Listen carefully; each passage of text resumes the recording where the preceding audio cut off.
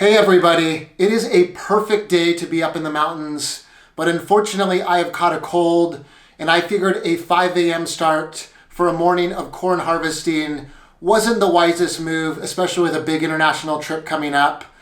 So to make myself feel better, I decided to bring out all my gear today and talk about the pieces of backcountry ski and ski mountaineering equipment that I wish I bought sooner on my journey. This video is not focusing on my whole backcountry kit, and if you want to see that, I will link the video below in the description, but really looking at the items in retrospect that I wish I had bought much sooner and have made a big difference in my enjoyment and performance out in the mountains. To start things off, I have lighter weight aluminum crampons, more focused on ski mountaineering, unlike a traditional heavier steel crampon.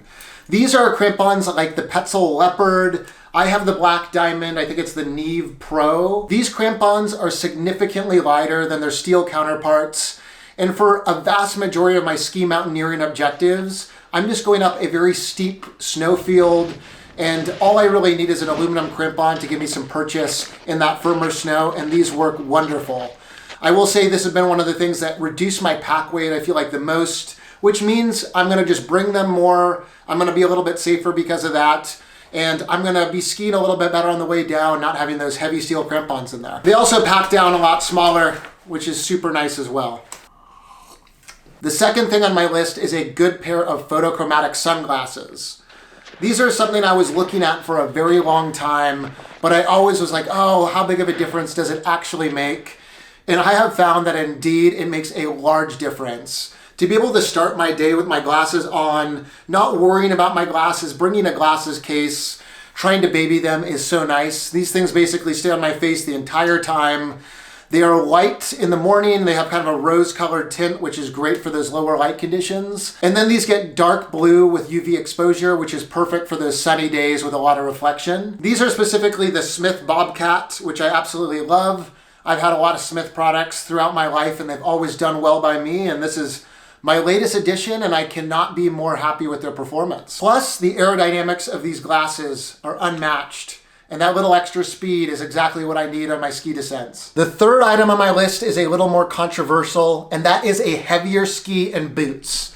Specifically, the daily driver for myself is still the BlackCrow Navis Freebird. Hey Google, how much does the Navis Freebird BlackCrow ski weigh? Which is 1,600 grams per ski. That is the ATK Freerider 14 binding on it, which is a little bit more of a burly, heavy binding.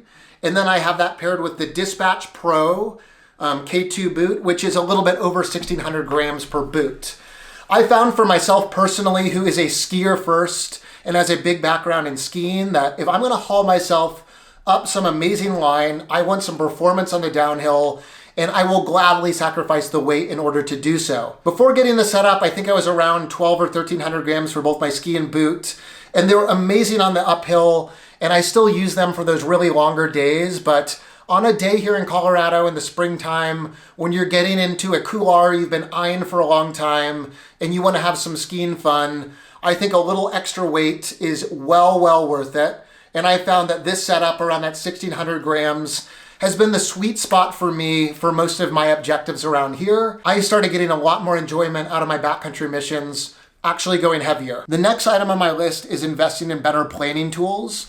For me, this is like a pro subscription to caltopto, Gaia, or Onyx. I've been using Onyx a lot this season, which has been amazing for planning purposes.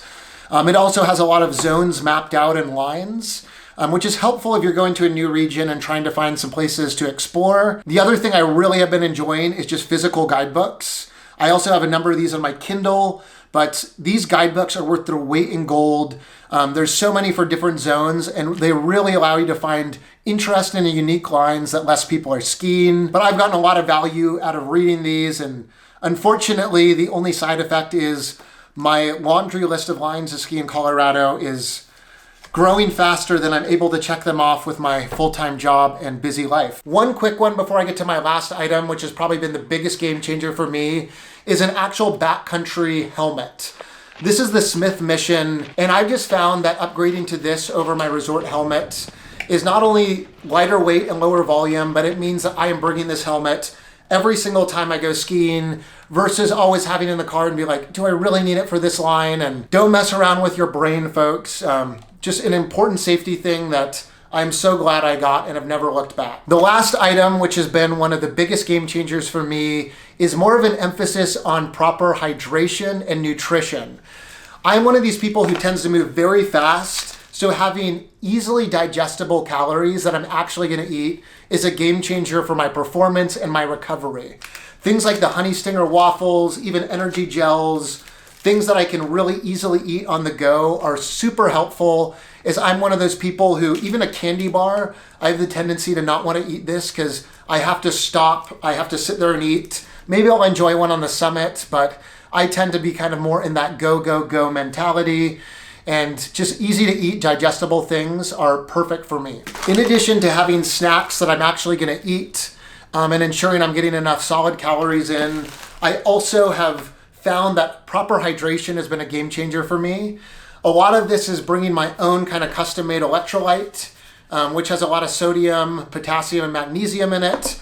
And I also do include some calories, quickly digestible carbs, usually in the form of dextrose, such that when I'm sipping water, I'm also getting some readily available fuel for my body, and also getting a ton of those electrolytes replenished. As like we talked about earlier, I tend to go pretty fast, especially in the springtime. I'm sweating a ton, so I am trying to replenish those very quickly. For hydration and electrolytes, I also love to bring these element packs along with me. It's very similar to the blend I'm making without the dextrose and calories, but these are just delicious and super convenient, so I'll usually have one in my pack in case I feel the need for a little bit more electrolytes and I'm sweating a little extra. I have found that this more emphasis on hydration and nutrition being a game changer for me personally. It's something I'm thinking about from the moment I wake up on a day of skiing.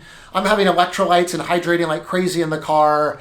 I'm getting a ton of calories before I hit the skin track. And then, like we talked about, all these easy to eat, quickly digestible things are fueling me for my journeys. And then I usually like to have something more substantial, whole food waiting for me when I go back to the car. This strategy for nutrition and hydration's worked well for me. And if anyone's interested, let me know. I can dive more into the details and science of what has kind of led me to this approach in a future video. But that rounds out the 6 things that I wish I had bought sooner or paid attention to sooner as I started my backcountry skiing, ski mountaineering journey. Let me know if any of those resonate with you or if there's anything that I am desperately missing. Thank you so much for watching. And although this video is a week consolidation prize for the video and ski adventure I wanted to go on today, I think it was probably the right call with how I'm feeling. So gonna rest up and I will catch you on that next adventure here soon. Later.